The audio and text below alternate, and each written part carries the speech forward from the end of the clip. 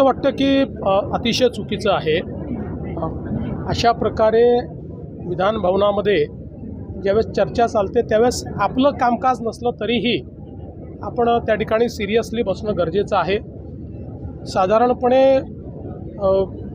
एखादे वेळेस असं होतं की तुम्ही कागदपत्र वाचता, बाकी गोष्टी वाचता, पण रमी खेळतानाचा व्हिडिओ हा काही निश्चितच योग्य नाही। अर्थात त्यांनी त्या ठिकाणी खुलासा देखील दिलेला आहे की मी काही रमी खेळत नव्हतो, अचानक ती पॉपअप झाली। पण ते जरी त्यांनी सांगितलेलं असलं तरी एकूण जे काही घडलेलं आहे ते काही आम्हाला भूषणावं नाही।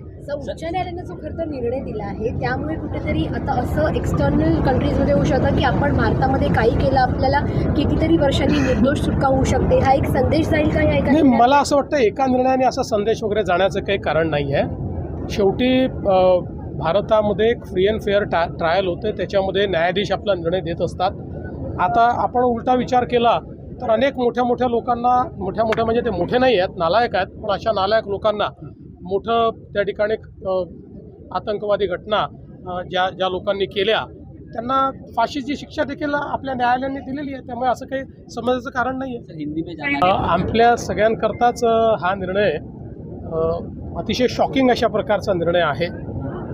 याचं कारण की खालच्या कोर्टाने त्या संदर्भात निर्णय दिला होता आणि 2006 साली हा बॉम्बस्फोट झाल्यानंतर त्यावेळेस ATSने आरोपी पकडले होते, पुरावे जमा केले होते, ते पुरावे कोर्टासमोर सादर केले होते। त्यामुळे अशा प्रकारचा निर्णय येणं हे निश्चितच धक्कादायक आहे।